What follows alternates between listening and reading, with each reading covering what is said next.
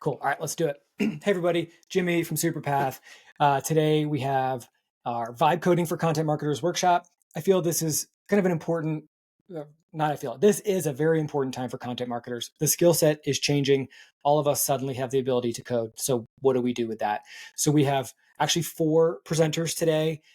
Tim Metz from Animals is going to start. Then we'll have Sammy Krouse from Lex, who's going to give us a quick demo of Lex's newest tools. Then we have Blanda and Katie Parrott. So we've got 2 hours. I know 2 hours is a long time. This will all be recorded. Hang out, come and go as you need to. Use the live chat. I'll be moderating and queuing up questions for the presenters as we go. We have left some Q&A time at the end of each of these, but if there's something you want to ask, like pertaining to whatever the presenter's talking about that second, let me know. I'll queue it up for you.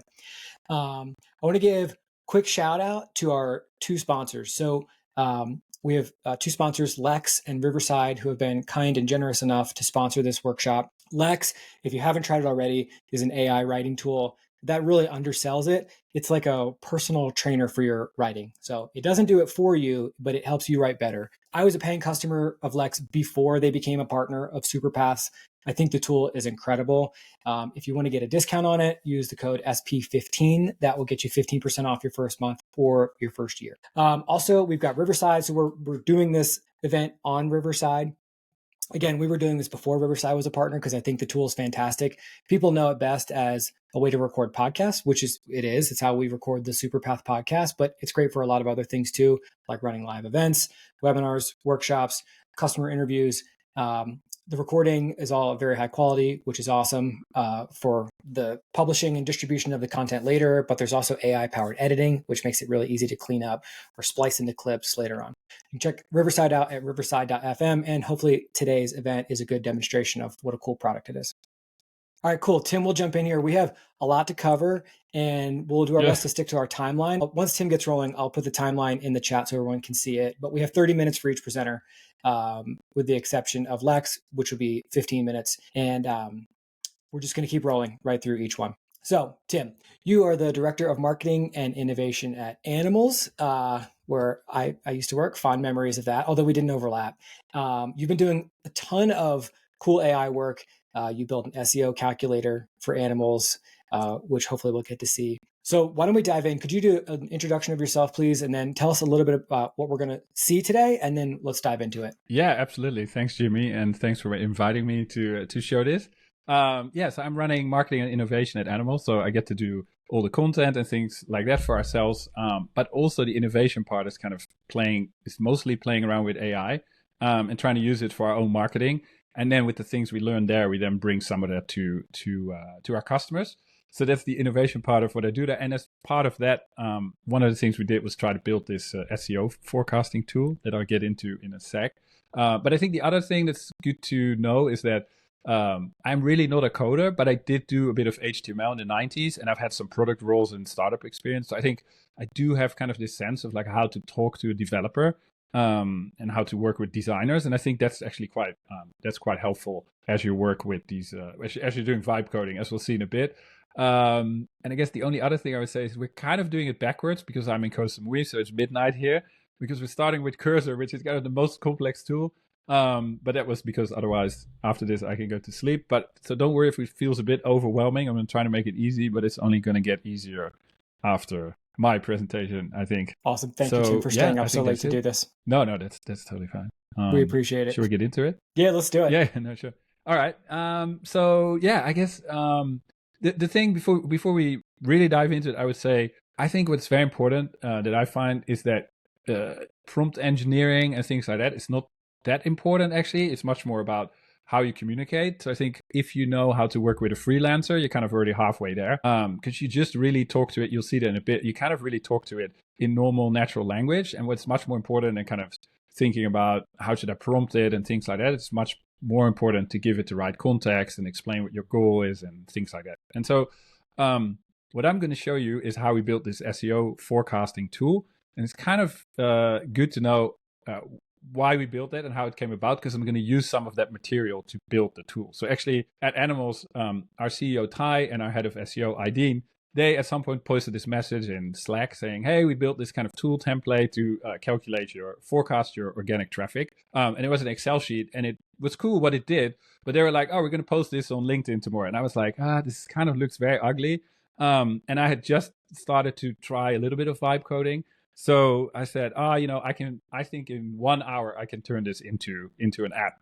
So that's kind of how this whole SEO calculator started. And it's important to note that because those materials that came from that initial template is what I used as the input. And so I'm now going to actually first go to Claude, which is a bit surprising, you might think, because we're going to use Cursor.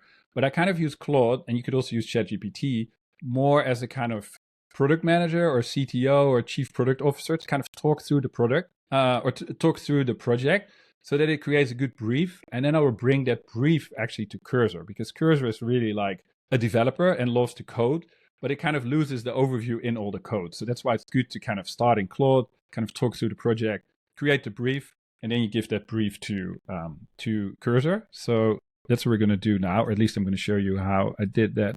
So I'm going to share my screen. Is it this one? Yeah. Can you see my screen? Yes. Yeah. Okay, cool. Let me just move this here. Yeah. All right. So we're here in Claude. I'm just gonna run through it pretty quickly because some of this takes a little bit of time.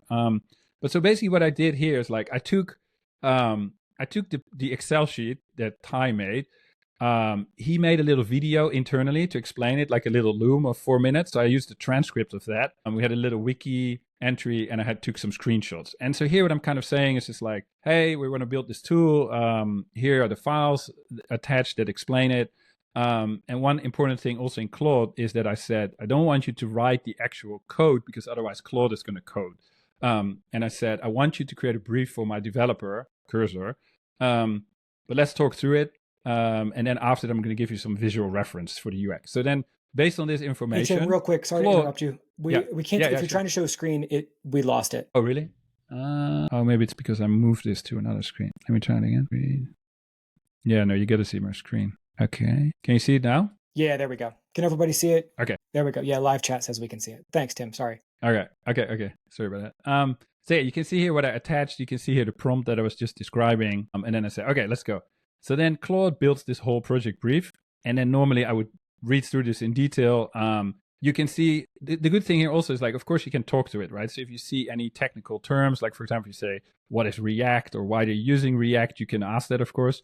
But so I let it build this whole development brief. It has some questions for me here that I answered, like, should we implement user accounts, for example? I say, no, I don't want user accounts, blah, blah. So it updates the brief a little bit. So I have this whole brief. And then I say, okay, let's do the UX. So I attached our brand visual, our style guide, and actually a screenshot of Revive, which is another tool we did before. And I said, okay, here are brand colors and a screenshot of another tool. So can you mock up design based on this? And this is why I'm just going through this quickly because this takes a bit of time. But so essentially here, it took all these colors, it put it in the brief. It mocked up something here, which I actually didn't really like because it looked a little bit too much like Revive. So I gave it a comment on that. But basically, we got this whole brief ready here. And then this is what I'm going to take to Cursor. So this is Cursor. And I'll first give you a quick explanation of what we're seeing. So on the left, you see the structure of your project. So basically, this is a folder on your computer. And now it's empty. But you'll see that this will start to fill up with files and folders that Cursor starts to build. Then here in the middle is where you'll start to see all the code. So this is where normal developers spend most of their time, at least before AI. And that's where we will spend basically none of our time ever. And then here on the side is the AI chat. So this is where we talk with our code base, essentially. And this is a bit like when you talk to Claude or ChatGPT. And so this is also where we're going to paste in that brief that we just made. So I put it here in Notion just so I can easily copy it. This was the prompt for Claude. And then here's what I have for Cursor. So the only thing I add at the top is below is a project plan. Can you read through it and ask me questions? And do not start coding yet. So Cursor loves to code. So if I'm going to give this, it's going to immediately start coding. But I want it to first consider the brief also and look at it and ask me if it has any questions. So, but then below this is what Claude prepared for us. And so I'm going here to the chat, paste this in, and then I say send, and then it's going to start thinking. It's going to read the brief. It's kind of talking. You see its thoughts essentially, and then it will probably come back with some questions. Yeah, I say, okay, based on your SEO traffic brief, I have a few questions. Now, I'm going to be very lazy, and I'm going to copy these questions with this copy button, and I'm not going to answer them myself. I'm going to give them to Claude, because Claude has all this information. And I just did a dry run of this, so we have some of these questions here, so I kind of overwrite them and do it again. But so basically, you just copy these questions for Claude, and then we let Claude answer them. That's how I sometimes feel as a vibe coder. I'm just kind of a messenger boy between different AI models. And then Claude is going to think about these questions for a little bit. And then normally I would read through these very carefully, of course. But now I say, okay, the calculation methodologies, data persistence, it's client side. Doesn't matter. How many keywords maximum? So it says maximum 3,500 keywords. So of course, again, like normally you should, because the more time you spend here on this brief, the better your first thing is going to be that you build with Cursor. It's all it needs. And then we're going to bring this back to Cursor, but I'm going to add this. I have a little bit of a prompt here to start the project with, because this is what we just copied in. It's quite long. But here's, okay, below your answers, if you have info, let's start building. And then I put this warning because sometimes it will create a folder within a folder. So I'm trying to tell it to just start in the current folder. This is from before when I did my test, so I'll just overwrite this. So I basically just paste here the answers I got from Claude. And then we go here, and I will start. So this is for me. Okay, so now the only thing we need to keep an eye on, because sometimes it does this, it will sometimes get confused at the beginning. Basically, we're in the folder already, and then it might start to make another folder in here, the same folder, and that can lead to some problems. So I'm just keeping an eye on that for a second. But here you see it starts to do all this stuff that is really complicated, and I have no idea what it's doing. Like it's installing all kinds of packages that it gets from the brief. And it looks like it's not making a duplicate folder. I just want to be sure this works. Because once this is going, then it's off to the races, and then we just can talk about other things for 4 minutes or 5 minutes as it's building here. Let's see. And sometimes you'll see here, if it's on one of these where it says pop out in terminal, it gets stuck on something. Let me open this to see what it's doing. No, it's okay. See, it just keeps going. It's creating folders here. Let's create our main HTML file. Okay, so now it's just going to be working for the next 3, 4, or 5 minutes. I would say normally you could try to keep an eye on it so you have some sense of what's going on, but it's going so fast usually that's kind of impossible. And at the end, it will give a summary of what it did. So it's kind of useful to read through that summary, because over time you'll start to notice some patterns, and especially if you're trying to fix a bug or a problem. By reading the summary, you'll at some point realize if it's kind of stuck in a loop trying to do the same thing. But yeah, if there's some questions, we have time for them, because this is going to take 4 or 5 minutes. You can just see Cursor work in the background. Yeah, for sure. Someone asked, Tim, what do you do if it does create a duplicate folder? So yeah, that's a good question. So if it does create a duplicate folder, you hit stop here, and then you just say in the chat, you say, hey, don't create a duplicate folder. We're already in the project folder, and then that will be enough. And then it will say, oh yeah, you're right. And then it will just remove the duplicate folder and all the duplicate files, and then it will continue. So that's really the only thing. And it usually almost only happens at the beginning. So that's the thing to keep an eye on. Gotcha.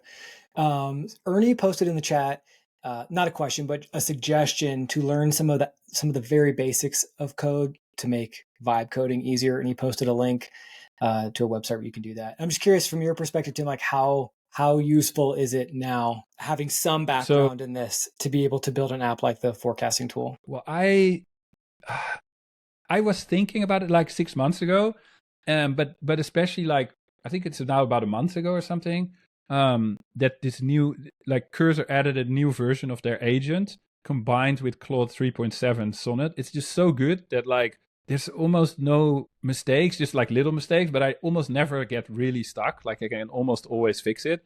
And if I'm really stuck, the only thing I sometimes do is I bring it to O1 Pro, which is kind of my Mr. Wolf. And then I do a similar thing as what I just showed you with Claude. I will basically ask in the chat here to say, what is the problem? What have you already tried? which solutions have we tried and it's not working. And then I just copy paste that into O1 Pro. And then O1 Pro usually comes up with the solution. And then I go back to the chat here with the solution. And so, yeah, I feel the need for learning how to code less and less. Like I felt it more 6 months ago. And I'm kind of starting to think like, yeah, I mean, of course, if you already know how to do it, it's useful. But I would not necessarily spend my time there now. Does that answer the question? Or No, I think so. One thing I found to be helpful in my own vibe coding adventures is like I write scripts that then I want to run on a schedule. And I have a couple workflows that use a similar setup. So I had absolutely no clue. Like, this sounds so silly when I say it, but like, what is GitHub? Like, why would the code need to be there? What is Heroku? And like, how do I set Heroku up so that it will help me run this on a schedule?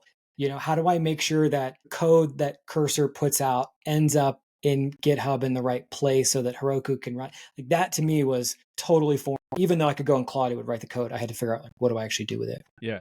No, I actually had a comment about that because it's written down to talk about. So it's nice you bring that up. So GitHub basically, I mean, I think the best way it's kind of like your save game for your code. It's like you say, okay, save this to GitHub, and then you have a version of exactly how it was at that point that you can always go back to. But when I was building this tool, which was in November, I needed to use this cheat sheet that I have here with all these Git commands. So it's like start a new Git and like add this to Git and whatever. And it was so confusing, and I had so many mess ups just because of that.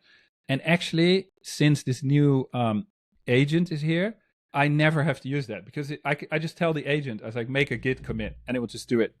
And it's like, it will do everything. So it will name it. It can go back. So I can say, oh, go back to the Git where we just added the calculation and that it was working or something. So since this agent is out, I literally never have to use any of this anymore. So that's cool. Another point. It's like, I kind of feel like looking at the last few months that it's also like, it's getting easier in a way. And like, it's never going to get harder than it is today. It's like, it's only going to get easier, which is also kind of a crazy insight. So let's see how it's doing here. Can I ask you one more quick question? Someone asked about, assuming you're paying for Claude, are you using the API plan? And then also Cursor, are you paying for Cursor? And do you know off the top of your head which tier you're on? So I'm paying for Claude and I'm paying for Cursor. And I think I'm just on the first pay tier. I don't know what it's called. But then the other thing, it's also an interesting question because actually you can choose. Oh, it's ready. Let's see. It's exciting. See if it works. Oh, here we go. There is an SEO projection tool, and I can put a CSV here. So basically, what it does is it's pretty basic. But like you put in your domain authority, you can say how many posts per month, and then here you can drop a CSV file with keywords. So I prepared a sample one, and I put it in. Please fix the missing required columns. Keyword volume. Okay, so the CSV file doesn't work. Let's first see if it can do sample data. Use sample data. That doesn't work. Okay, so now we go here because I can say, can you make the CSV input more flexible? I'll show it where's my demo file here? So just take this demo file and I'll say, here. So I just copy the CSV file into it and I'll say, I want to use this format file. I should have said import actually. Let's see if it understands what I mean. Use to make the CSV more flexible. Make the CSV more flexible. Oh, it's lowercase column headers. It's modifying. So while it's doing that, maybe we can answer the question about pricing. So actually here it has you can choose different models here, and it's actually quite interesting because the one I'm using at the moment costs $5 per request. So this is like the super mode basically, and I tend to use that when at the start of a project because then it has the biggest context, has the biggest reasoning power, and it can make a difference, especially if you have a really complicated problem or if you're just starting a project. I'd rather spend 5 extra cents to set it up properly, but then most of the time, if you just go on auto select, it's fine. And it doesn't really cost anything extra. So you might end up spending a little bit extra depending on the models you choose here.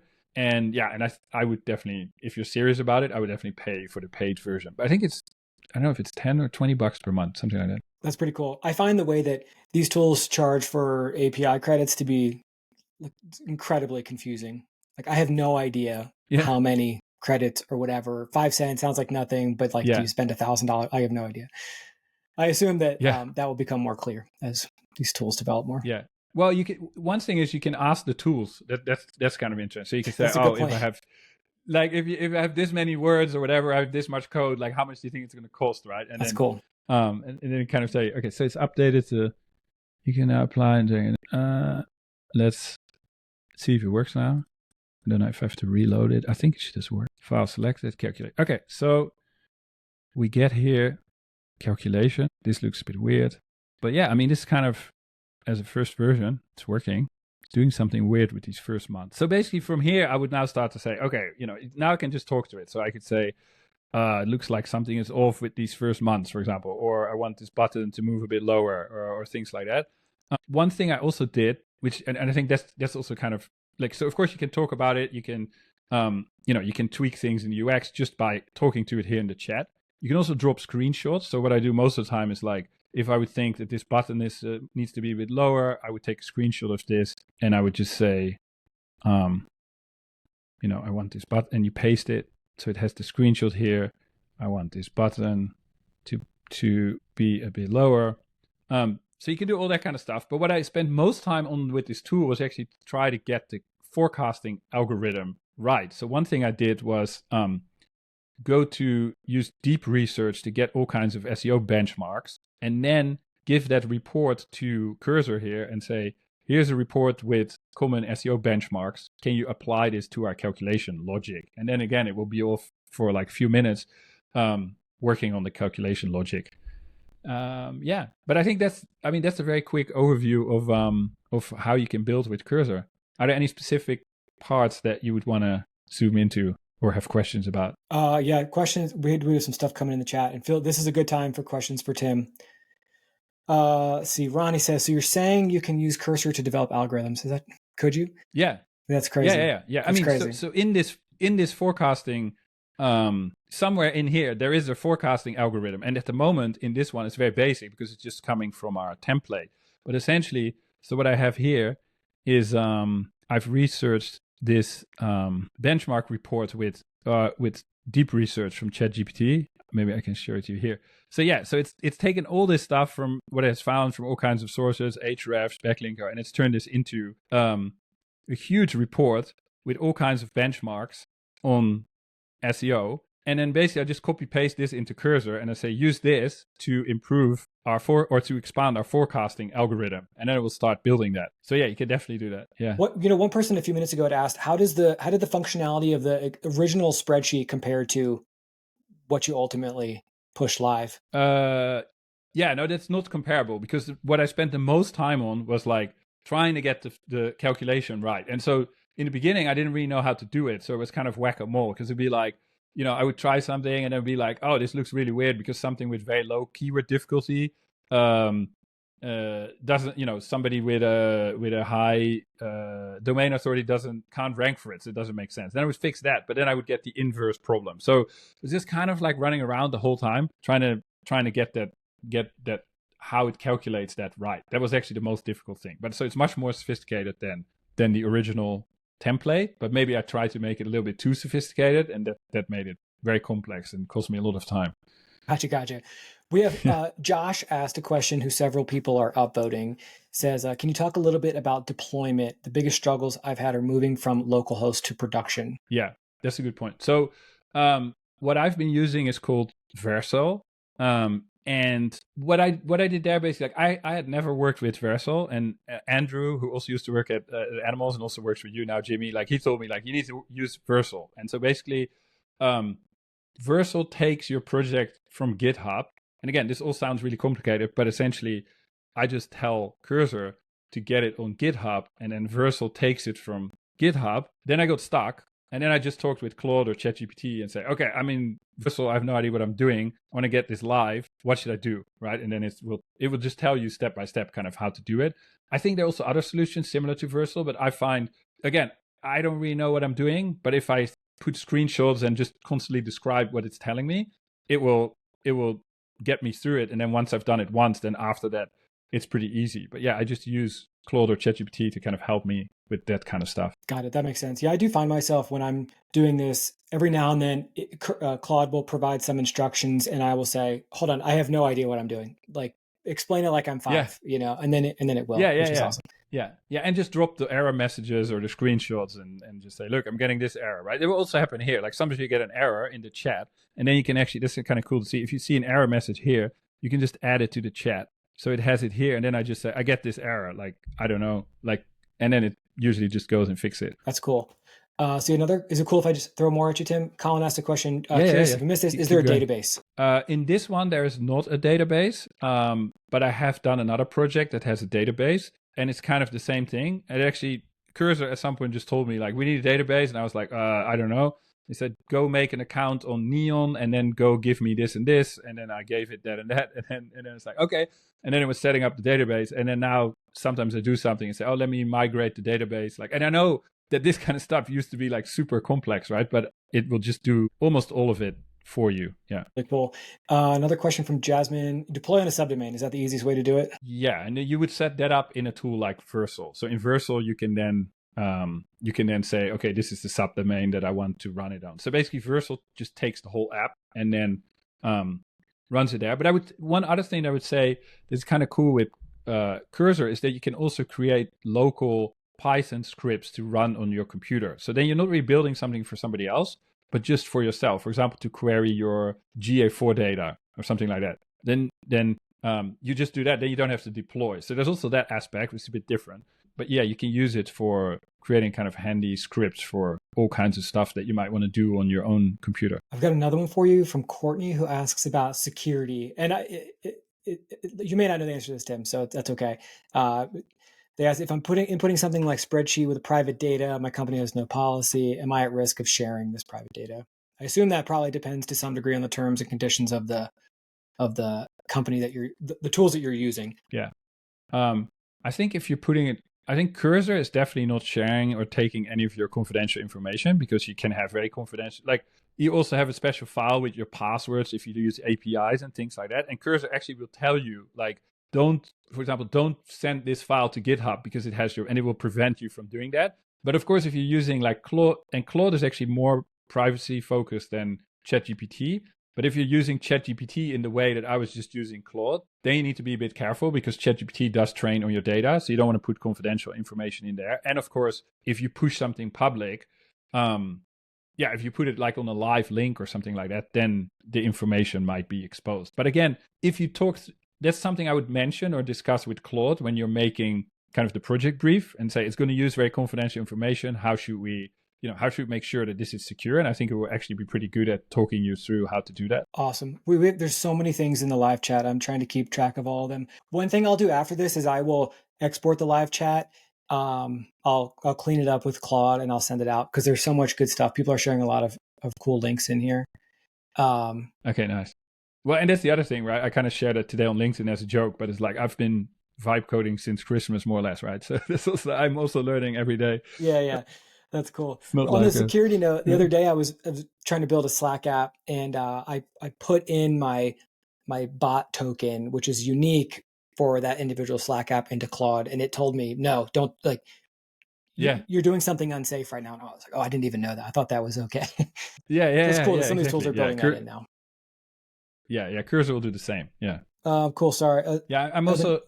I'm sorry. Go ahead, Tim. I have another one for you when you're ready. Okay. Yeah. No, I just want to say, like, and if anything, because I know I went pretty quickly through the prompts and stuff like that because we know we had little time, but I'm happy to put those somewhere if that's helpful and people can look at. Well, that would be awesome. Yeah, if we can include that as part of our follow-up, that'd be great. Another question from Jasmine Jade, who asks, let's see, if you build a project people have to log into, how do you handle security and transactional emails? That's really interesting. Well, so I haven't built something with transactional emails, but like I know that Nathan, one of my coworkers at Animals, like he's built an app where he basically has a login, because this doesn't have a login, right? It's just you go there, you can put in the keyword data. But if you want to build a login, you can, for example, say, I want to use Google login, or I want to use like, what's another one? Authenticate or whatever. And Auth0 maybe, it's the same thing. Like it will talk you through how to implement that. And I did build something with ConvertKit. Actually, in the final version of the SEO forecaster, there's also a connection with our Animals ConvertKit account. and that goes through the API. So I'm pretty sure if you have a transactional email provider, you probably have an API. And then either most of the time, all these tools already have read all API documentation that is available. And if they have not, then you just copy paste basically the API documentation into the tool, and then it will read through it, and then we'll be able to build the API connection. Yeah, that's pretty cool. We vibe coded a solution to help a B2B writer emails. So when a source sends an email, it sends a notification to the writer who originally submitted that request.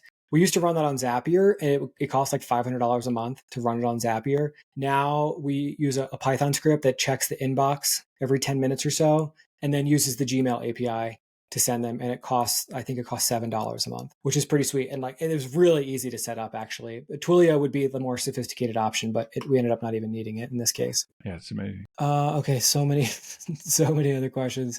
Eric is making fun of me about my vibe coding, what we do in Slack. Cecilia asked, from an email marketing perspective, what do you think is the best way to use it? I'm not sure if that refers to the tool and the way that you might use it from a marketing perspective, Tim, or like the way you might build in email notifications. But since we're talking about the marketing use case here, like what has been your experience with the tool? I assume it's designed primarily for lead gen. Has it proven to be effective? Yeah, it's pretty effective. Yeah. So yeah, people they use the tool, and then we didn't want to gate it up front. So it's more like once people have done a forecast, then they get prompted to leave their email address and then get a report mailed to them. So it does have this email component, and that gets us some emails. I would say that Revive does better, but it's also in terms of lead gen, because people have to sign up in advance, but they also get a little bit more value out of that. Whereas here I thought, well, you just get this forecast. Obviously it's not like whatever it was, it's like military grade forecast, but it's just kind of a good directional indication of what you can expect. And I didn't want to gate that up front. But I think there would be ways to increase the kind of leads that we could see from it. But we've also just put it out there and then see how it goes. And there's still a ton of ideas that we have to make it better. Yeah, super cool. Yeah, it kind of works. Yeah. Super cool. I think that engineering as marketing has always been a thing, but it used to be a really hard thing to do. It's just difficult to get dev resources to build free tools, calculators, quizzes, even like freemium apps that might be a pipeline into a larger product. And now I think marketing teams, now that we have the ability to create these kind of things, it kind of opens up a whole new category of the type of marketing you might do. Yeah, absolutely. Curtis asked a question, could I potentially create a scheduling tool like Calendly myself? Is SaaS going to be over? You probably could. I mean, that sounds like a really fun project. Is SaaS going to be over? I don't know. I mean, one interesting thing I think about this is say you have a use case you would normally use a SaaS product for, but it's really specific and it's hard to customize the existing tools out there. Like now you could build a custom solution, and that's actually not the build versus buy conversation has changed significantly. Yeah. I did a similar, I started with a similar thing where I'm trying to build my own Loom because I don't want to pay that much for Loom. I like what it does, but I'm like, can I not do this myself? But it's actually pretty hard. But I would say one advice, if you try something like that, is and maybe even let Claude help you with that. It's what is the real MVP? Because it's very tempting when you're doing it. You can basically do anything to just say, oh, I want this, I want that, and then it gets very quickly very complex. Where it's okay, I want to build maybe my own Calendly, but then also ask Claude or ChatGPT, but what is the minimum thing I should start with to get towards that, and then start in that way, and then slowly step by step make it bigger. Otherwise, you're probably really quickly going to get stuck. That's cool. Katie, who's one of our presenters later, says she has some thoughts on the is SaaS question over. So we'll talk more about that. And then maybe one more question for you, Tim. Can you use regular analytics tools like Google Search Console, Fathom, or Clarity on a vibe coded site? Can you pull data from those tools? Or do you know off the top of your head to use in a marketing tool? I guess Revive might be a good example of that. Yeah, I mean, Revive uses GA4. With this one, we've been thinking about actually pulling in the data from Ahrefs or from SEMrush or something like that. We haven't built it in, but you can. I mean, essentially anything that has an API, you can build into your app. So I guess Google Search Console probably also had, but yeah, we use GA4 to create now. I make a lot of reports just through these kind of queries in Cursor instead of doing it through GA4 manually, which can be kind of hard, and you can make very specific queries. So it's super cool. You can use it for sure for analytics. So cool. Cool. Tim, thank you so much. What a cool presentation. Also, Yeah, it's like sure. midnight there. So, thank you so much for staying up late to do this. We seriously appreciate it. Obviously, we're going to share the recording out so people can see all this. I put the link to Revive in the chat. I will put another link to the forecasting tool. I'll put a link to animals. I'll put a link to your LinkedIn. I would encourage folks to hit Tim up on LinkedIn and connect. And yeah, sorry, Tim. Yeah, for Anywhere sure. else we should send people? No, that's fine. And yeah, feel free to reach out with questions and also feedback or ideas, because again, I'm also just learning, and it would be great to together get better at this and figure it out. Awesome. Seriously appreciate it, Tim. All right. Thanks. We've got, let's see, next up, we have Sammy Krouse, who's the head of growth at Lex. Lex is, like I mentioned, kind enough to sponsor this event. So I'm going to bring Sammy on now. There we go. Hey, Sammy, how's it going? Hello. You're live. Sorry. There's Doing well. no How are backstage. you? Thanks so much. Good. I was just queuing you up. So it's mentioned that Lex is sponsoring this event. Like I said at the start of this workshop, I was a paying customer before Lex was a SuperPath partner. I think the tool's awesome. What I like most about it is that it doesn't do the writing for you, but it makes your own writing better. So like if you really want to get in like a deep focused writing session, it's actually so much easier to do with Lex. And then I found actually once I had been using Lex for a while and then went back to a Google Doc, it felt very lonely. Like there's nobody to talk to, there's nobody giving you feedback. You can't easily, use the chat to like talk about the article, get ideas, etc. So anyways, it's a great tool, lex.page. Sammy's going to show us a few things in the product, and then also would encourage people, if you want to try it out yourself, they've provided a promo code for us, SP15, get 15% off your first month or your first year. I will put that in the chat too. And once you start talking, Sammy, I'm going to go nuts in the live chat. I have a bunch of stuff I have to post from our last one and for this one. I'll go ahead and hand it over to you. Would you mind introducing yourself? Give us the high-level overview of Lex, and then would love to see some of the new stuff you've been working. Awesome. Yeah, no. And thanks so much for the kind intro. So yeah, as Jimmy said, Lex is really focused on being an AI support tool for actually quality writing. And we try to always keep in mind the things that AI is both really, really good at in terms of writing, and also what humans don't like doing, and then make it really easy for AI to feed in there, and then save the interesting parts that are important for human thinking and also important for the writing to actually be good, and save those for humans. And as a quick aside, just because this is a vibe coding session, I think it's always interesting to go into the difference between AI support for writing or for vibe coding, because we think about this problem a lot. And actually, our founder, Nathan, has a great piece on this that I'm happy to circulate if people are interested. But essentially, with vibe coding, you ask for what you want, and then the code either works or doesn't, and you'll get feedback and you'll feed it back into the AI and it'll give you help. Most writing, like, so there's some just like purely informative writing where you either communicate or don't, but for the most part, people care about the actual words and the actual quality. So that's one piece. And then also, and this is where Lex comes in a lot, one of the biggest ways to make AI coding help good is giving it your code base. Like, it's so intuitive to give context for really good responses. With writing, a lot of the context that you need for good AI support do exist on your computer, but it's less intuitive to queue that up into your writing process. So we try to make that really easy to give the AI that you're using the context behind what you're writing, the style you want to write, and the background information you need. So that's like a big piece of what we do. Also, Awesome. yeah. So I'll jump into the presentation part, and what I'm going to be demoing is a newsletter, which is quite common for us to make. We write all of our newsletters in Lex, unsurprisingly. So. Hey, Sammy, real quick, as we dive into this, Sure. Sorry, I'm so sorry to interrupt you. I'm just getting a quick error from Riverside that you may have two Riverside tabs open and that it may affect the recording. That's funny. It said to keep this tab open, but I can close that. This is my upload page. Am I supposed to kill it? Actually, you don't need that one. Just the one that you're using for presenting. Cool. Sorry about that, everybody. Yeah. No. Also, I apologize if I'm always like looking around. I'm just like looking at the live chat, getting links. So is it fixed now or no? Let's see. I think we're good. Yeah, we're good. Sorry, I interrupted you though. Yeah, no worries. Okay, so the Yeah, so definitely, if you have any questions, you could just reach me on my email, hello@lex.page. If I have extra time, happy to answer questions for this demo. So this is what our actually new homepage looks like, which is we're launching it very soon. And whenever I write something new, I'll jump into like the folder that I write it in. So this is our newsletter folder, and I have like a doc I threw together for the presentation. Our workflow for these newsletters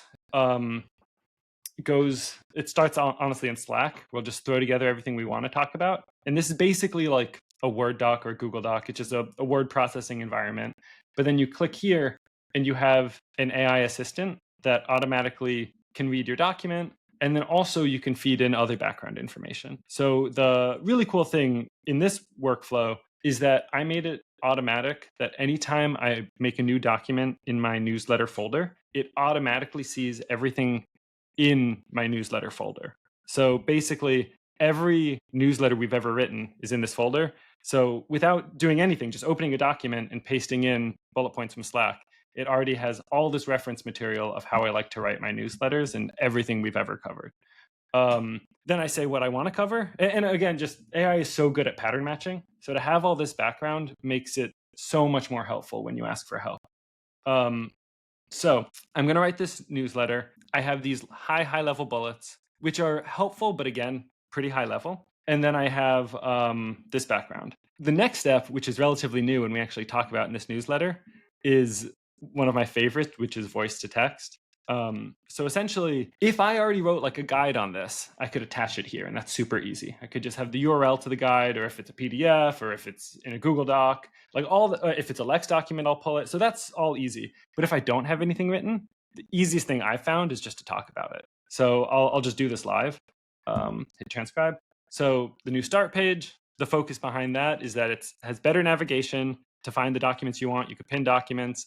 And there's a new start option. And I want to portray this start option as responding to how a lot of people start writing with a chat instead of a blank document now. And we're trying to facilitate that process for people that do it.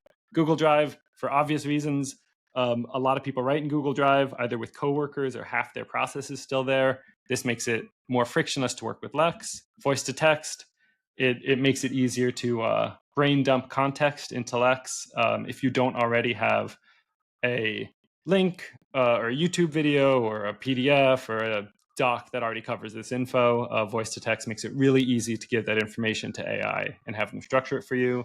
We're adding 2 new LLMs. Could you just look into my previous newsletters where I launch LLMs, use that as a structure, and then fill in the differences for these specific LLMs? Just add in real facts about how they work and why someone might want to use them for writing. And then talk about our inline AI improvements, which are basically, we make it easier to revise specific sentences or statements inline in the document, and Lex will see the context of the whole document, but zone in on what you're focused on. And right now, it just tells you what to do and you copy paste, but we're working on an apply button to make it more like Cursor.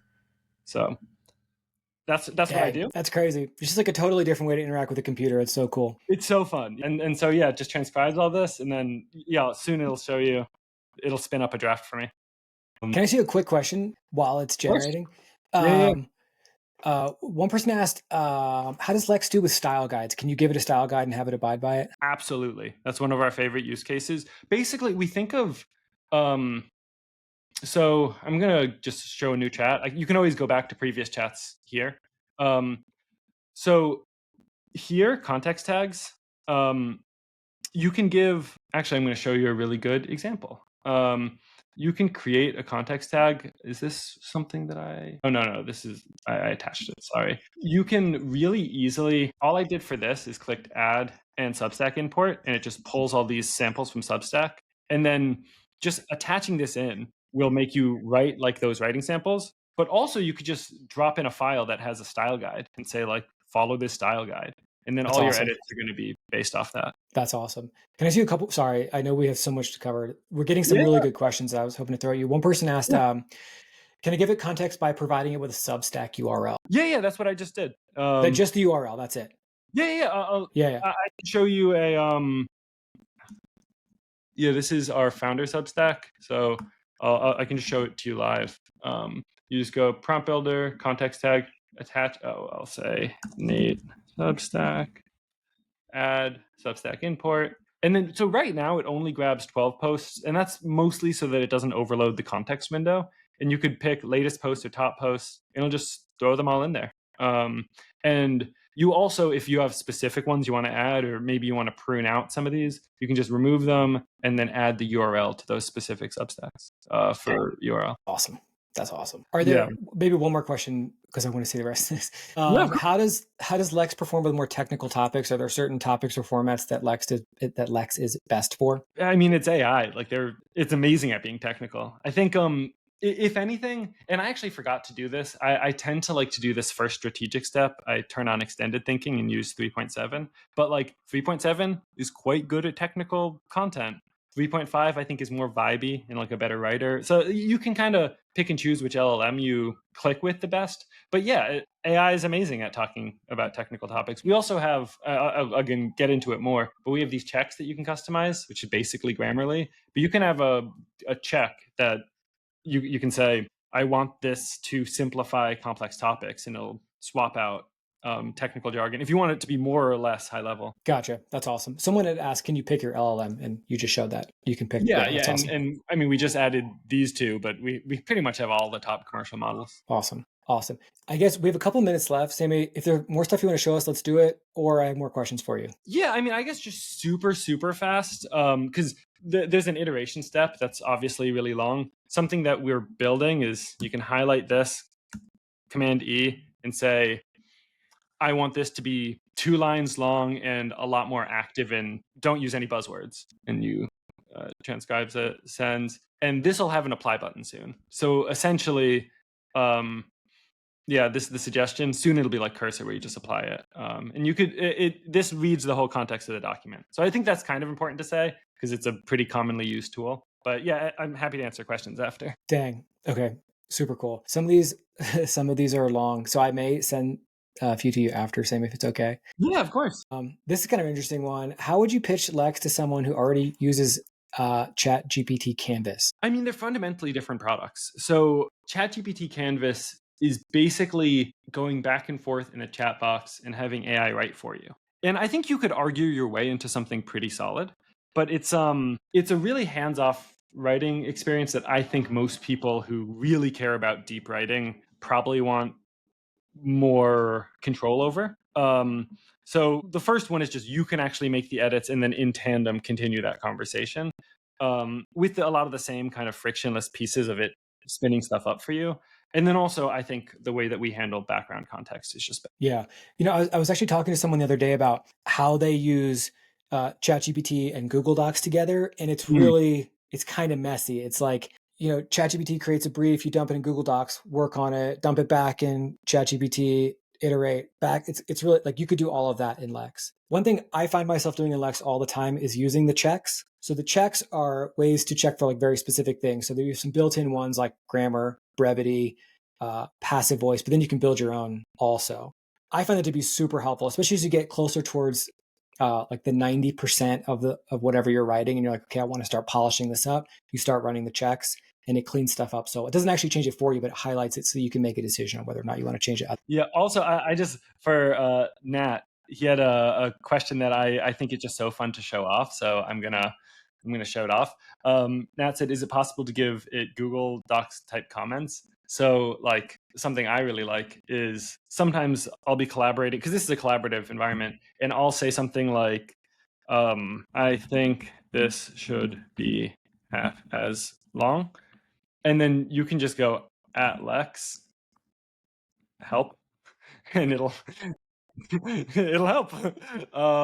So that's awesome. I love that. Yeah. That's super cool. Cool. Sammy, thank you so much. As I mentioned, Lex sponsored this event. We're super appreciative of that. Use the code SP15. Go try it out yourself. I genuinely love this product. I really mean that. Like I said, I used it before you were a partner, and I still use it almost every day. So thank you for doing this. Thank you for coming to show us some of the cool new features. And I will also, I will point people, I'll put a link in the chat to Lex founder Nathan Bashas did a podcast with Tim Metz, our previous presenter from Animals, recently about the product, the origin story, some of his thoughts on like where all this is going. I thought it was a really interesting conversation. So I'll drop that in the chat also. Cool. Well, yeah, thanks so much. This was really fun. You're awesome, Sammy. Thank you so much. Okay, next up, we've got Sean. Sean, I booted you out of the backstage. I'm sorry for that. Would you mind joining again? And in the meantime, I'll start getting links together. Sean and I had gone back and forth a little bit about which topic he was going to show us, because he's been vibe coding a lot. It turns out he's actually going to show us, I think, 4 different things. So we're going to see a bunch. Sorry, Sean, I'm sending you a Slack message. Sean's going to show us a couple different things that apply to content marketers in different ways. One of them is a price monitoring tool. One is a bookmarking tool, which is more of like an internal workflow type thing versus like an engineering as marketing type thing. He also built a Twitter archive of all of his own tweets, which he showed me the other day, which I thought was pretty interesting. Connor asks, if it's late for me, will we get a recording of the session? Yeah, we'll send out the recording. And what I'll probably do is chop it up so that if you want a 2-hour long video, you can. I'll probably also chop it up by presenter too. Okay, Sean, here you are. Sorry. Are we here? You're here. Sorry, that was my fault. You were trying to get in. I kicked you out. Cool. Real quick, Sean, before we dive into your stuff, I just want to again thank Riverside for sponsoring this event. As you can see, Riverside is a really nice tool for hosting workshops like this one. I think one really important thing about Riverside is that it's not just a single use tool. Like podcasting. It's really good for that. It's also good for a whole bunch of other things. One thing that I've used it for is customer research. So as I do customer research for Superpath, I will actually record the stuff in Riverside. It just makes it so much easier to work with later. You get transcriptions. You can easily cut things up. The AI powered editing is really good. There's just a bunch of like really powerful tools on the back end that make it useful for way more than just the recording part. So anyways, thanks again, Riverside. Check it out at riverside.fm. Okay, Sean, as you were coming on, I was teasing some of the things you're going to show us. There's a couple, it sounds like. So if it's cool, maybe I'll just hand it over to you. Intro yourself, please. Tell us a little bit about who you are, and then let's dive in. Sure. I am Sean Blanda. I was a longtime in-house content marketer, and less than a year ago, I went the solo consultant route. So I have a handful of clients where I help them spin up their brand or content marketing. And as a result, I am one person. So I find myself leaning on these AI tools to code a very specific thing that I need. So what I'm going to show you is, maybe we'll get to 4, but at least 2. Things I've made for myself, and this is a little, I feel a little like exposed, like I'm giving you a house tour. Like if I show you one of these apps and you're like, that's not what I would use it for, or like those prompts that have tons of misspelling in them. These are all just things I made for myself. And a lot of them are publicly accessible. But the point is that they serve some problem I had. So, all right, let me share my screen. All right. Sorry. You're good. Wow. Phillies hate. Top of the NL East. This is what we get. Okay. Wait, it's like 3 games into the season. we played the 2 worst teams in the league. So I'm going to take it. Okay. So I'm going to show you Replit, which I believe is how you pronounce it, which is replit.com. That's what I use. And all these tools were started in Replit and then deployed publicly.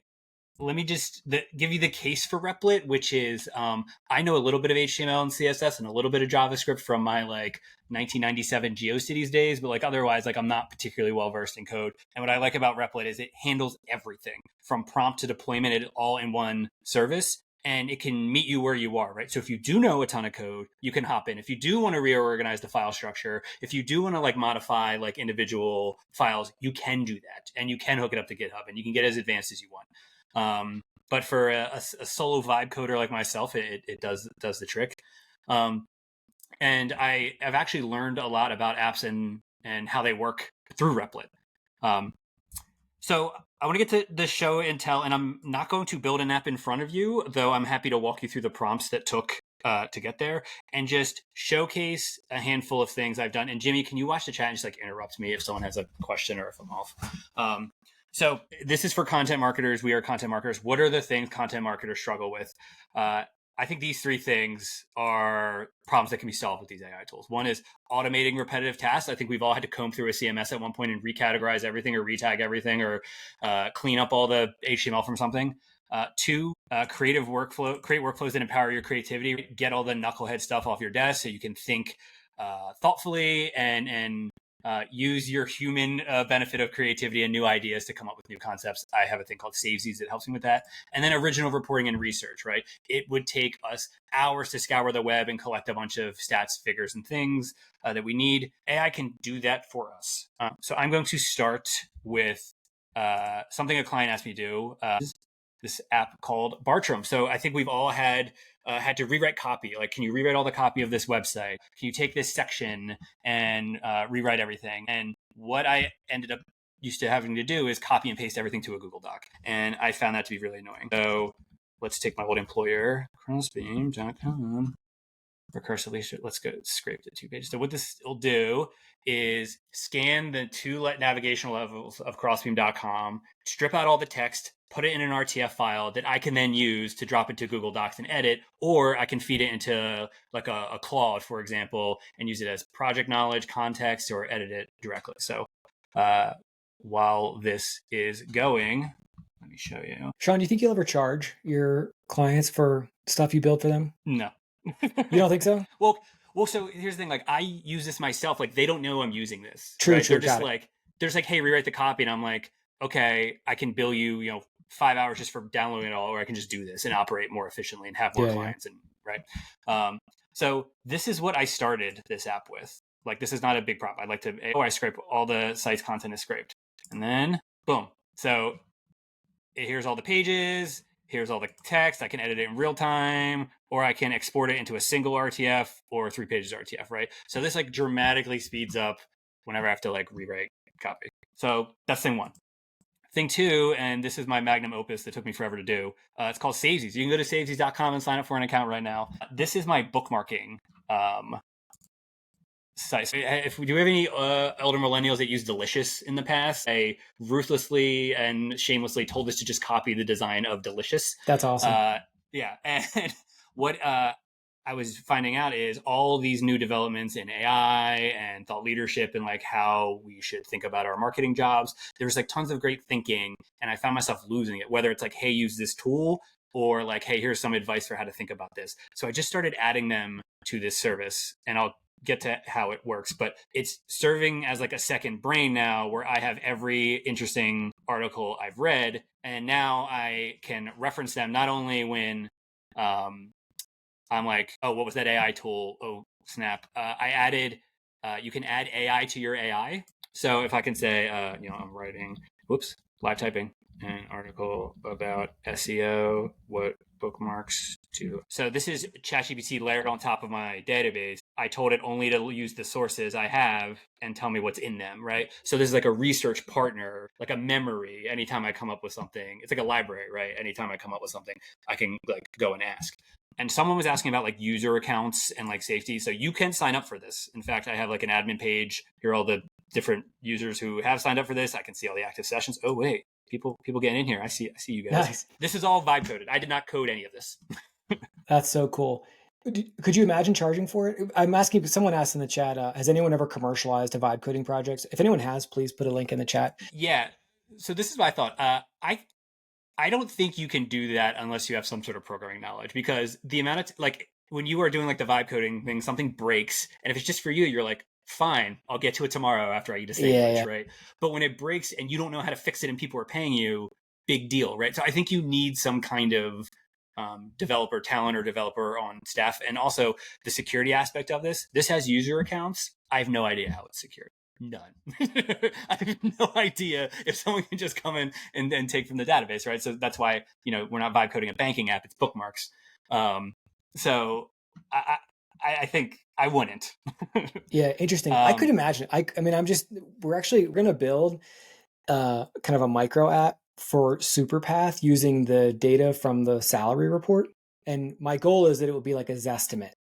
So that you give us a little info and we'll spit out, you should be making at least X dollars per year kind of thing. I could imagine versions of it where you like in the same way that like indie apps, are like homegrown sort of grassroots apps. There maybe they're $10 a month or something. Like I could imagine that, but then I could also imagine using it as a way to prove out a concept for a more professional app too. Yeah, I thought about it from like an additive thing for like a media company, like special little tools for their audience you could maybe get, but they have to be like really, I just think they have to be really small unless you have.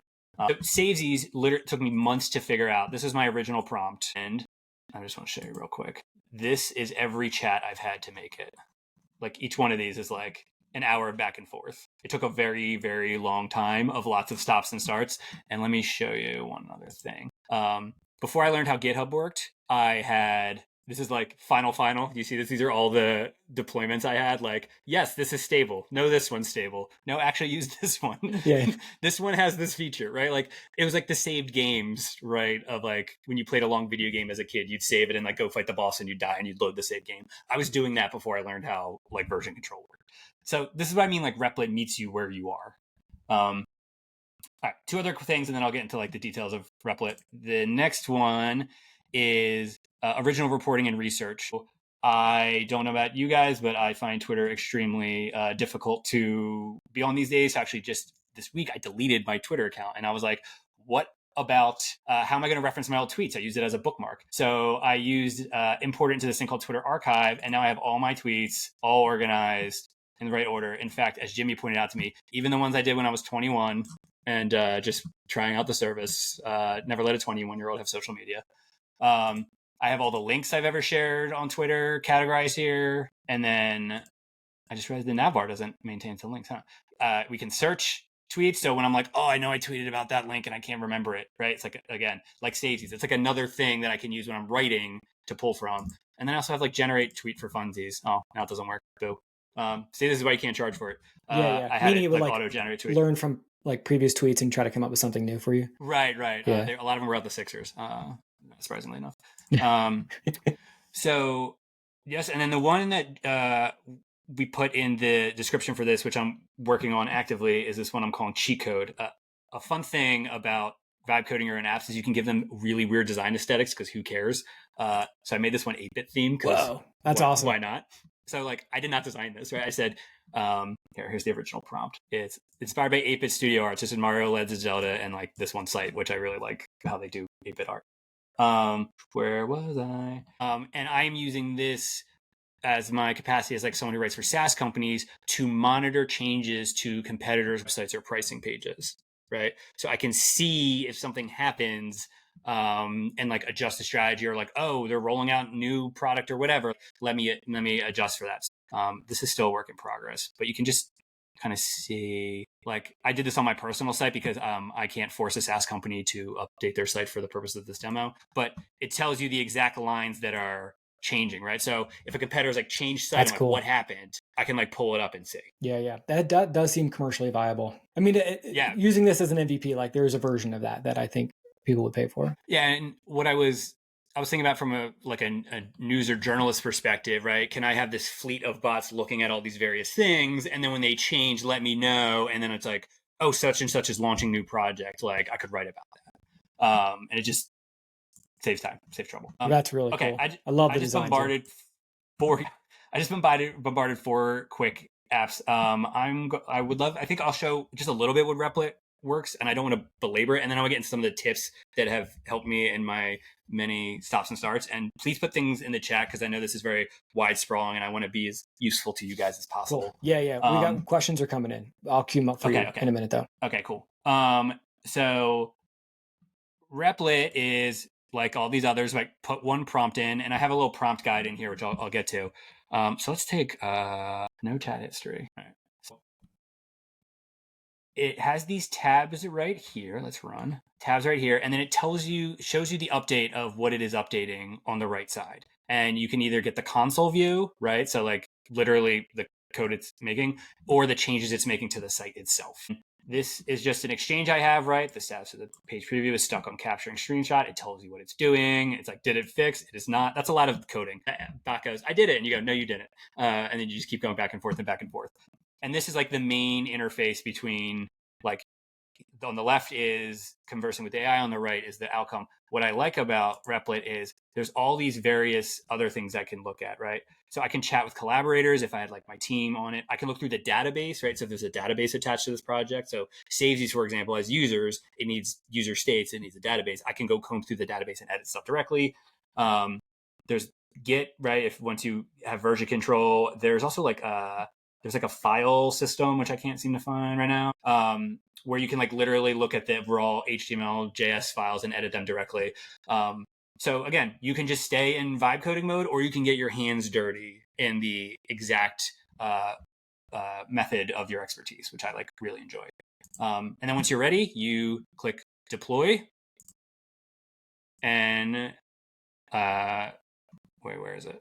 Yeah, redeploy, right? So this is me redeploying Bartram, which is already deployed. But then it just sends it live to this URL right here, or you can link it to a domain you register, right? So all I did was register a domain, edit the DNS info, and now this is a live site that anyone can access. And that's why I like this service versus the other ones. Like everything is in one box, and I'm sure some developer will tell me it's not as powerful or not as customizable, and I don't care because that's not what I'm using. Yeah, so cool. Can I ask you an existential question? We have some good stuff coming in the chat. I should have like a bigger question. Yeah.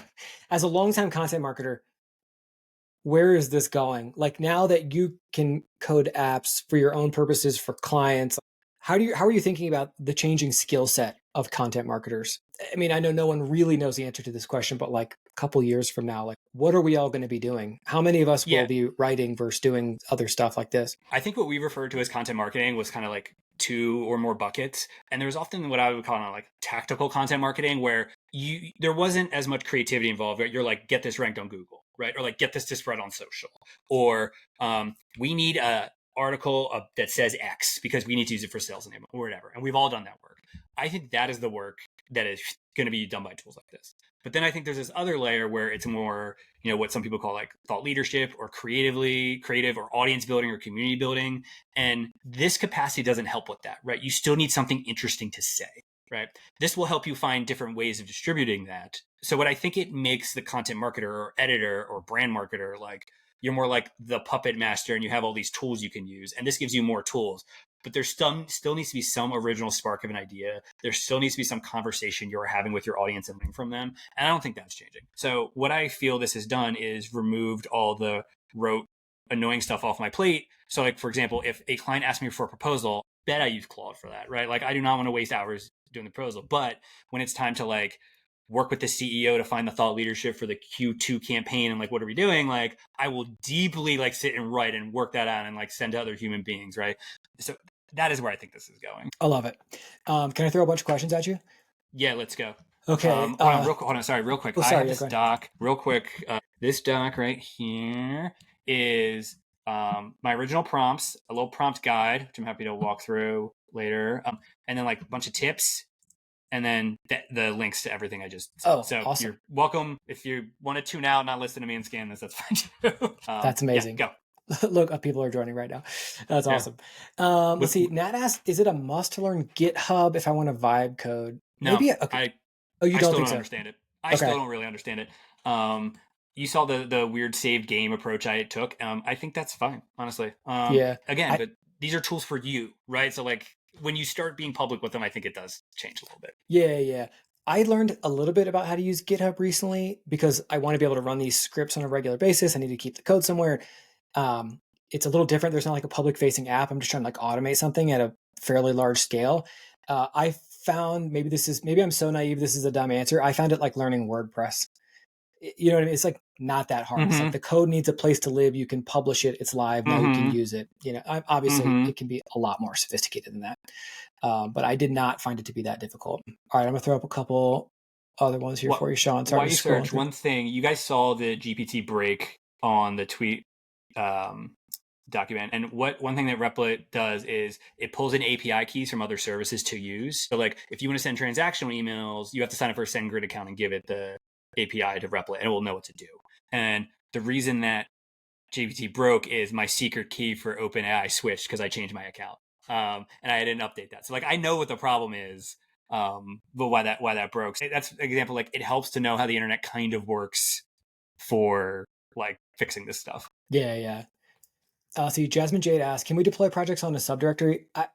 That I'm guessing depends on the tool you use. I also suppose the answer is probably yes, but it may be slightly more sophisticated than the custom domain stuff that's built into most tools. Yeah, there's a subdomain, right? So this one is like tweets.seanblanda. And because it uses the DNS records, which are at the subdomain level, I think it's easier with the subdomain, but also some providers, right, treat a subdomain as a directory, right? So like SeanBlanda/tweets would do the same thing as tweets.SeanBlanda. And I think that depends on your host. Don't hold me to Totally. that, but I've seen That makes both. sense. Let's see, Charlie, this is more of a comment than a question. I wonder about the thousands of content marketers making hundreds of redundant apps, probably some waste there rather than just everyone using the best one.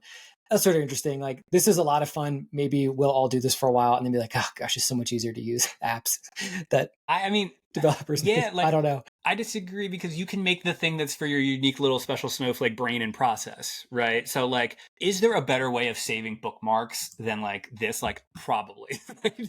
Like, I almost certainly, but like, this is exactly the way, and I want no more. I have not updated this in a while. This is exactly what I want, right? So it's for me, and that's why like I have user accounts just to see if it would work. But like, if any user wrote to me and was like, whatever doesn't work, or like, could you ever consider X? I would be like, no, because that's not the business I'm in. Right. No, that makes sense. Travis asked an interesting question. New to vibe coding, recently learned about it. What are some small projects I could use to learn the ropes? Yeah, I don't know, Sean, any like from your journey into this, anything that you would recommend is like a good starting point? Yeah, I think it's fun. Let me see if I can find it. Yeah, name shuffler. There are some times where I'm on some call or I'm about to do something, and like I'm like, oh, I need to find a website that does whatever. And this, let's see if this works. I haven't like opened this up. Where I was on a call where we had to figure out the order of presentations, and I was like, can I vibe code this in 10 minutes? And like, just like as a little challenge to myself. I don't know if this is gonna load. I haven't loaded this in a while. Yeah, there we go. So like, there you go. Like, solve like smaller problems. Yeah, there you go. So just like solve like super small problems to like learn how everything works, and like don't overthink it. Like, I think a thing we maybe get caught up in is like, oh, I'm afraid I'm going to break it, or I'm afraid it's not going to work, and then it'll be frustrating. And it's like, this is all like fake internet pixels. Like, you can just like delete and throw the folder out if nothing works. Like, you are damaging nothing. There's all self-contained on like the Replit like server, and it can't infect like any other thing. And I find that kind of freeing to like experiment. That's cool. For me, like, I haven't built any like public facing apps. Everything I've been doing has been really more like automation, like stuff that I used to do with Zapier or probably didn't do because it was too much work or too painful. And I find that I have like a 50% success rate. Like, half the time I do accomplish what I want to get done, and half the time I go so deep into a rabbit hole and then I don't get anywhere. Like, I ultimately find out that either, oh, it's not possible because the Slack API won't let you do that thing, or you have to upgrade to the highest tier, or, you know, and it's like, if I had known that start, I wouldn't have done it. But like, there's so much tinkering involved in this right now, at least for folks who like don't have a background in programming. Yeah, I think you got to like that. Right, in the same way that like it's fun to like edit a piece of copy and over again for some people and like find the right like voice. But yeah, these definitely. So in the interest of like full disclosure, that like Chico thing I sent you, I broke this guys last night when I was like trying to prepare it for this presentation, and I was furiously. I spent like 3 hours last night trying to like debug it, and then I gave up. I was like, fuck.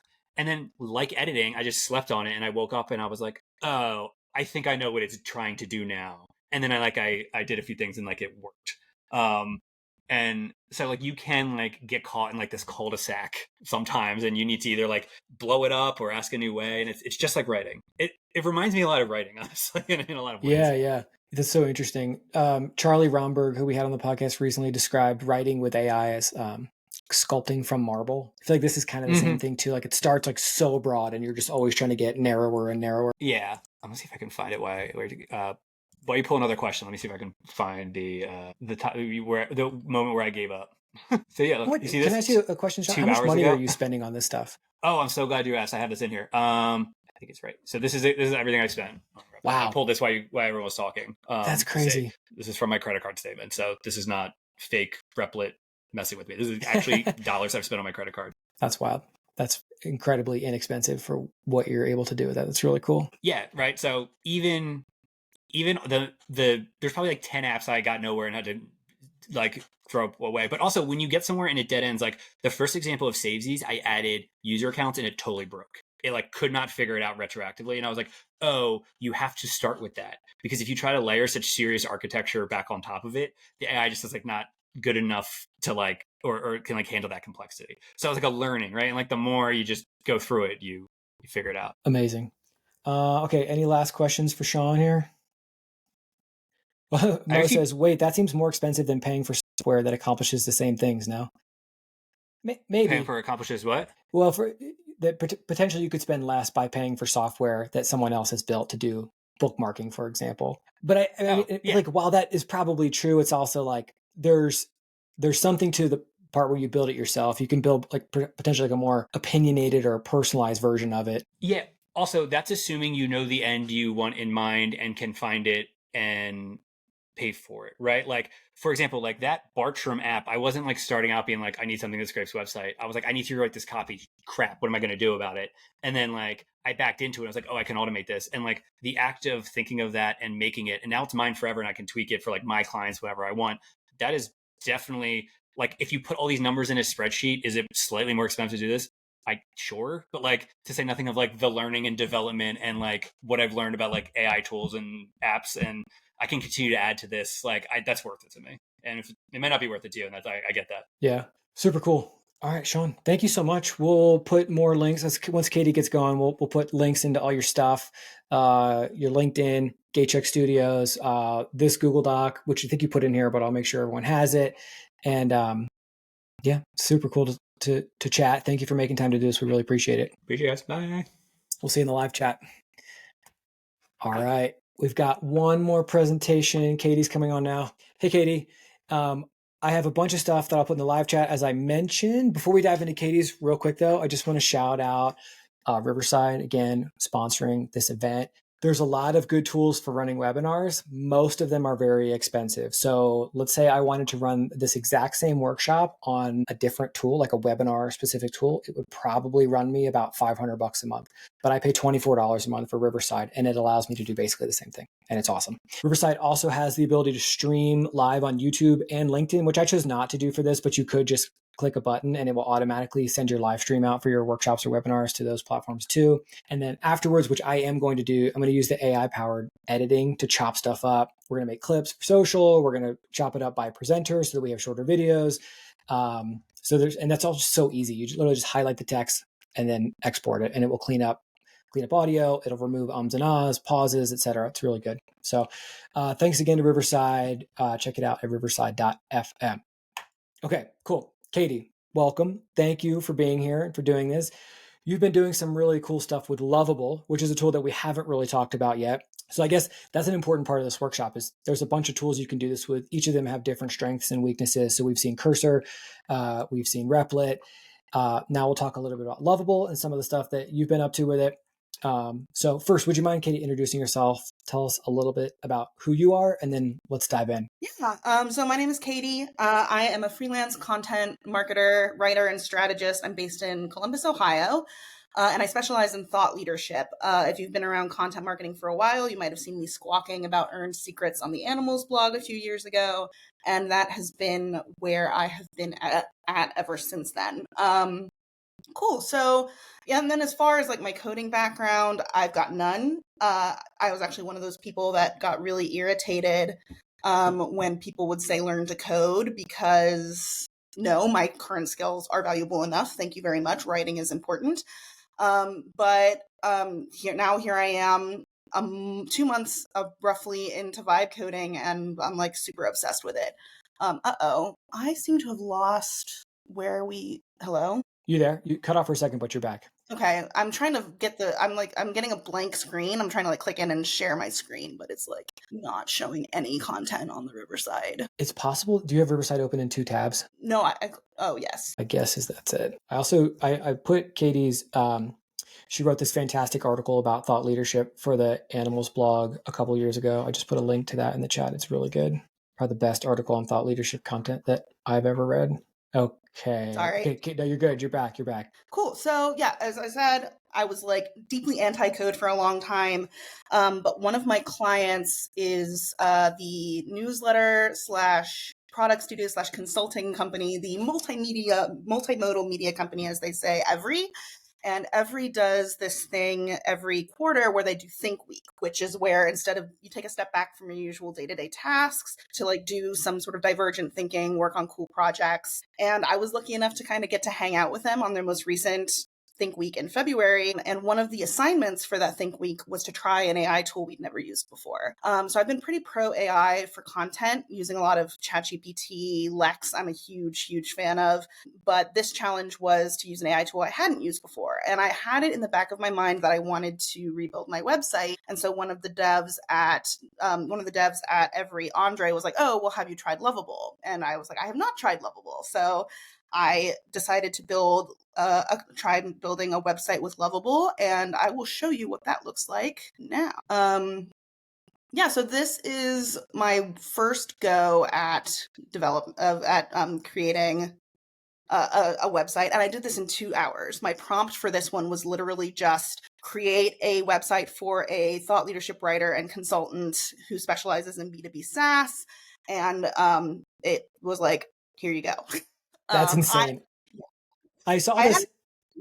Sorry, go ahead. Sorry, didn't mean to cut you off. I saw, as I was like prepping for this, I was pulling links for everybody, and I saw this. I assumed it was like Squarespace or, Wix or one of these kind of portfolio building tools you use. That's really cool. Yeah, no, 100%, 100% Lovable. And like at first, I just put this up. Then the one thing I did do with this one was I got a little bit ambitious when it came to the contact form. I was like, I want to make a functional contact form. The one on my old website was literally just, here's my email address, send me an email. And so I set this up, and that is when I started getting into some of the more involved parts of vibe coding, where you actually have to link things together. But again, it took me about 2 hours, probably 4 hours once you throw the email functionality in. And then from then on, I was just kind of hooked on vibe coding. So Sean said he did 4 different projects. I've done 6, so I win.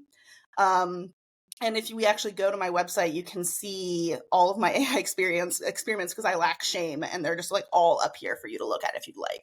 So I've got the website itself. The next thing I built was a cliche catcher, which literally just does what Grammarly does. It catches tired and overused phrases. Then the next one I built was this Earn Secret Excavator, which is what I was sent to Jimmy, which gathers a lot of information about you. It asks you some sort of like probing questions, then helps you put together a thought leadership brief that recommends how you can turn your initial idea into thought leadership.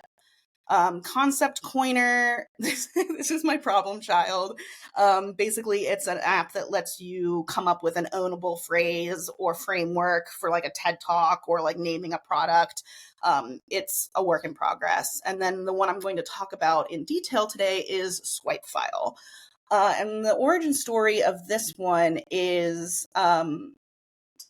my sort of coding guru, Ed, also from Every, wrote an article on a concept called selfish software, which is just the idea that you should build software to solve your own problems. And as a thought leadership ghostwriter, a problem that I run into again and again and again is clients not being able to articulate their taste, not being able to tell me what they like and don't like, and just being like, well, I don't like this. And I'm like, well, that's not super helpful to me as your thought leadership consultant. So I built this app, and the idea is that this app can help us learn more about our taste, what we respond positively to, what good looks like to us. So here's the landing page, and then I'm just going to show you how it works, and then we'll look at Lovable. So here is the dashboard. This is where you can see snippets that you've added. Content insights we'll get to in a second, but let's just say I want to add a new snippet. So, I found a piece of writing that I really like, so I can go here, and then I'm going to pull over a quote from an Amanda Mole article. Amanda Mole is a writer on consumer behavior, shopping, and stuff like that. She's a Business Insider now, but she was at The Atlantic when she did this. So I just really like this intro. And I like it because it's funny, it's playful, and it's provocative. And structure, it's narrative, substance. What do I like about this? Surprise and originality. And the format it's an essay. And so now I have all this information that I've given it, and I'm just going to save the snippet. And now here you can see all my snippets. They're all tagged by the different dimensions and formats. And then the really fun thing gets started when you go to Insights. So what Insights does is this will tell you about patterns it notices in the snippets that you've shared. So that's content patterns, preference, things you prefer in content, and then what you should do, recommendations about what you should do based on the content that you respond positively to. So let's generate some new insights since That's we so wild. snipped it. Sorry to interrupt you. That is so cool. It's so interesting. I'm just thinking of like how many times I've like sent a piece of writing to a client and they're like, make it snappier or something like that. I'm like, what the hell does that mean? Like it's such an interesting concept that there actually is a way to learn about your own taste and that you could help clients kind of find the words for providing better feedback as well. Yes, that's all very aspirational at this point, and for me, because I haven't shared this super widely, but that is totally what the intent is. And to Sean's point about why we don't necessarily commercialize things that we built with no code, I'm getting an error message. Maybe we can debug that live. Would that be fun? I don't know. Sure, but let's do it. Let's get to the actual builder, and then I can show you how I might debug that because it's happened before. But here is my level. Here's Lovable, and this is literally all you need. You can just drop, I want to build a website for a B2B SaaS content marketer right in here, and it'll go to town. And then you can see all my projects. There are 4 different ones for my current baby because I am trying different approaches. But so here's Swipe File. And we're going to wait for it to spin up a preview. And then let's just go up to the top of actually, you know what I want to do first? So this is the beginning of my conversation. And I did this. So we talked a little bit in the chat before I joined about one-shot prompting versus taking the time to sort of construct a prompt in advance. I've done both. I one-shotted my website. I one-shotted Cliche Catcher, kind of. This one, I did take a bit more of a structured approach. So you can see, I went to ChatGPT and I said, I've got a new idea for a project I'd like to explore with you. ChatGPT is super down, as it usually is, for whatever you ask it to do. This is what I gave it. These are the original features that I had. I just wanted to clearly label what they like about the content, send that information to an underlying LLM, get analysis from the LLM about what the collected files suggest about the user's taste and what they respond positively to. And so I just was like, can we jam on this? And this is some stuff that Lovable came up with. And this is what I super love and why I kind of like one-shot prompting and being a little less prescriptive, is that ChatGPT actually suggested a lot of stuff in here that I thought that I had not come up with initially, like the recommendation engine, the writing assistant, and we'll get to that in a little bit. And so like it had some pretty good ideas. So what I ultimately did was I think I just copy and pasted like this stuff, and that became the prompt right here. And this has describes everything that I want it to do. Okay, we just lost your screen share. No, where'd it go? Stop sharing screen. Are we back? We're back. Okay. So it built the swipe file. And the first shot, it's like, I'm not going to restore. I'm too scared that I'll lose everything. But one thing that is cool about Lovable is you can, at any point you get hopelessly lost and you ruin things beyond all hope of salvation, you can always go to the last version you were happy with and click this little restore button. So this is one of my sort of like best practice pieces of advice for people that are getting into this and are maybe like me and have like zero context. Never be afraid to just hit restore on the last version that you were happy with. And then I just, the next thing that I knew I wanted to do was, and this was something that I knew. So interestingly, as far as the LLM capability integration, that's the next step in this process. And it was pretty smooth for me this time because I had built AI features into a couple of my projects before. Interestingly, when I built the Cliche Catcher, Lovable did not recommend AI. Lovable was like, we're going to build a database and we're going to have like a library of common cliches. And I'm like, I'm not doing that. I'm not managing all that. What about an LLM? And from there, it told me, okay, if you want to integrate an LLM, you need to set up a Supabase, which is sort of like a database management software that handles my LLM integration and my authentication. You'll notice Swipefile has a login. I'm not 100% sure if it's working right now, but you can certainly go there and try and see if you can log into Swipefile. So Supabase is where I do. So basically I had to do 3 things once I knew I wanted to do an LLM. I had to set up a Supabase project for Swipefile. So I have a Supabase for every one of my projects. Then I had to go to OpenAI and create an API key to give to the Supabase. And then all of that happened in Lovable, actually. So Lovable was like, go set up a Supabase instance. I did that. And then it said, okay, I set up a project in Supabase. There we go. And then it said, go get an OpenAI API key. I did that. And then from there, like, I had AI functionality in here, and I could, like, as far as fine tuning the LLM to deliver the kind of outputs that I wanted, I just did that all through Lovable. I told it, like, one thing that I told it that I wanted to do was that I wanted, I'm not logged in through this one. Everyone avert your eyes while it knows that my password isn't right. I think it might be your first name. It's my dog's name. Today is my dog's gotcha day. Oh, sorry. I mean, in the yeah. there. Okay. So for the insights, I knew I wanted the LLM to talk to the person in the first person, or the second person. Sorry, I am a writer. I know my people. And funnily enough, a couple days ago, I logged in to check in on this for this presentation, and the LLM produced content in the insights page had just completely drifted. It was very clinical. It was like, this snippet indicates XYZ. I was like, that's not what we talked about, Lovable. So I had to go in and remind it. But again, I just did that through Lovable. And then some other things to highlight here. I mentioned debugging. We are having a problem with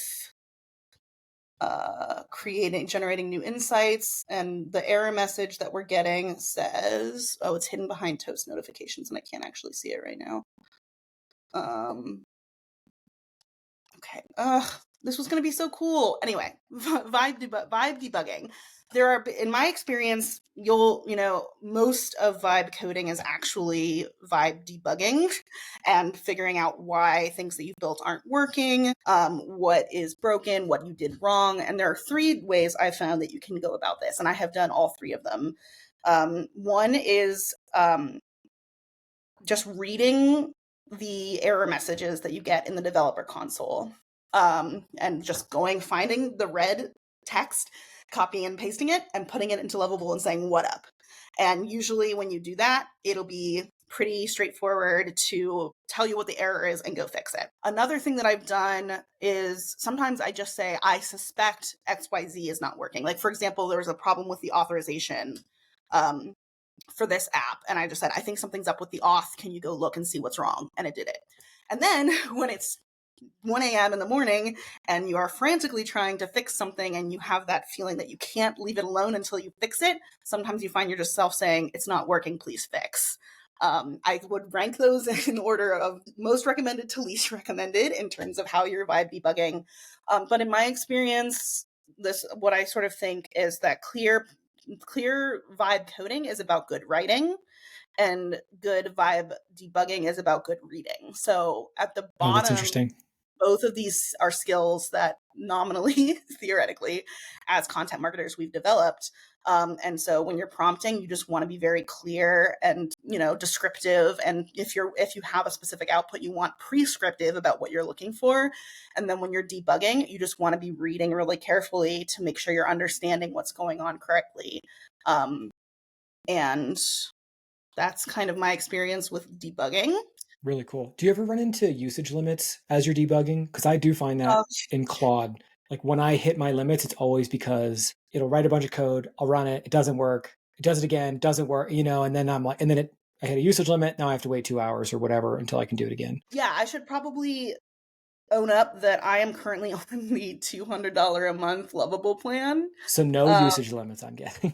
No, so I hit usage limits a couple of times, and that's really funny. My buddy Ed was like, oh, building apps is so cheap now. I was like, well, cheap in relative terms, but like for my pocketbook, it's still very expensive. And so that's one of the reasons that I think it is worth learning to speak code, maybe not write code necessarily, but read it such that you can debug things and get things working more quickly, and you're not running through all of those messages. And so for people who don't know, Lovable bills based on a number of messages. So for free, you get a certain number of messages, and you can get as far as you can in building your app with that. $20, slightly larger number of messages, and then it just kind of scales up from there. That makes sense.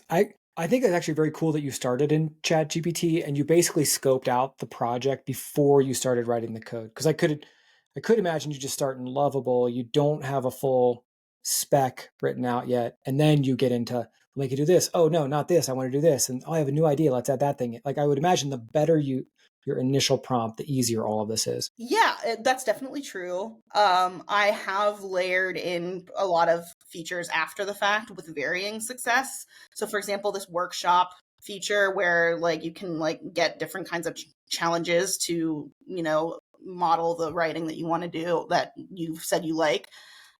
This I added belatedly and still not. We're going to vibe debug now. Okay, so we got the message. Edge function returned a non 2xx status code. Can we fix? Let's see what happens. Where is it? It's down here. It's thinking. That's what this little button means. Okay, so it's something with the OpenAI responses. So it's just thinking in the background. We'll see if it fixes that. And let's see, what else did I want to talk about? I have a whole Can I throw a list. quick question at you? Oh, yeah, please. The Mysterious Digital asks, have you ever thought of yourself as a product manager when doing this, or are you sticking with the content person identity? I think it's a very interesting question. I love that question. It's actually something I wrote. I wrote an essay about my career trajectory and how it's kind of changed. Because what my experience is that AI coding tools like this and AI in general kind of explodes job categories in a way. We're no longer talking about ladders and jungle gyms. We're talking about like an acid trip, and you can put together. I wrote, actually, I think the version that I had Lex write is about careers as a disco ball. And so, yeah, I've found ever since I started vibe coding, I've had a lot of opportunities to think more with a product manager hat on. And like, I do that with how I approach my own workflows. I do that with how I approach my workflows with clients.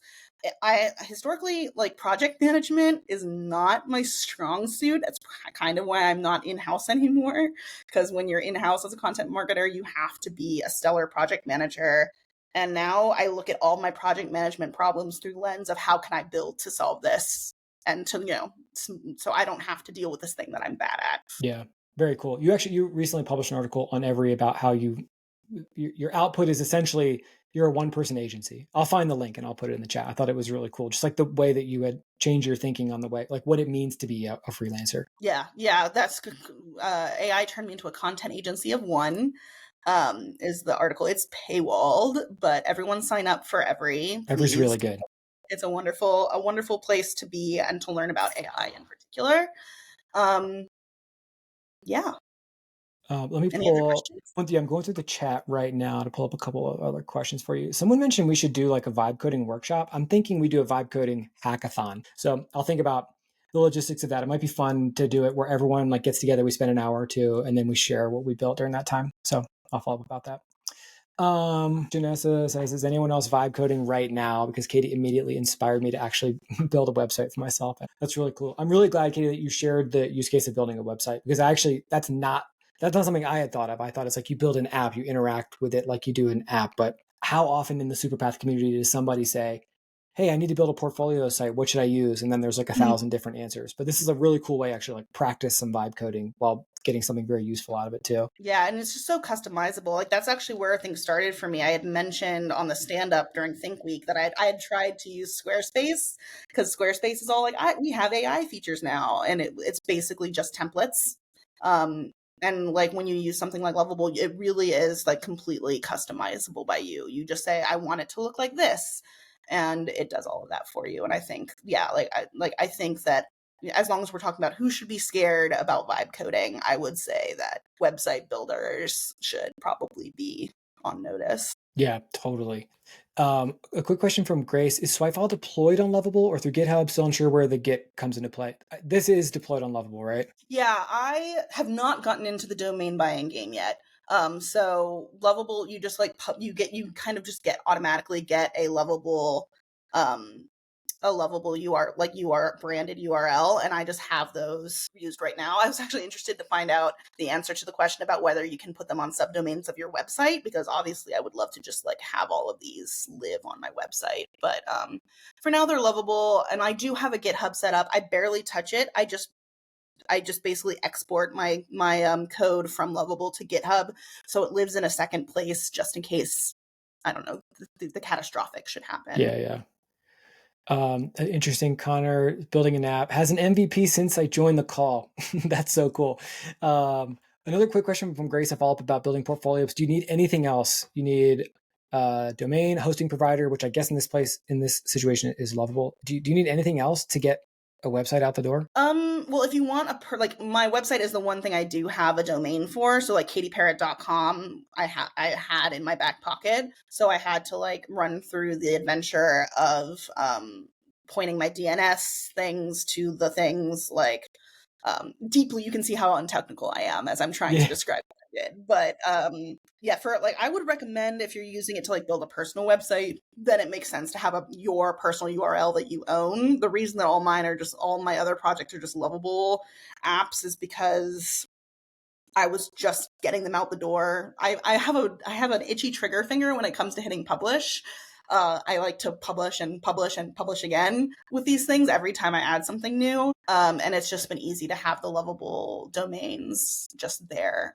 That's actually on my to-do list though, is to get rid of them. I think Lovable announced that they either have or are soon adding the ability to do domains directly through Lovable. That's awesome. We had a couple questions about Lovable specifically.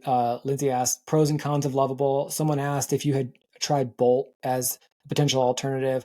That may be like too nitty gritty for this conversation, but I guess, are there any things that you find frustrating about Lovable specifically that you find you have to go out to ChatGPT to get an answer and then come back? Why is there an error?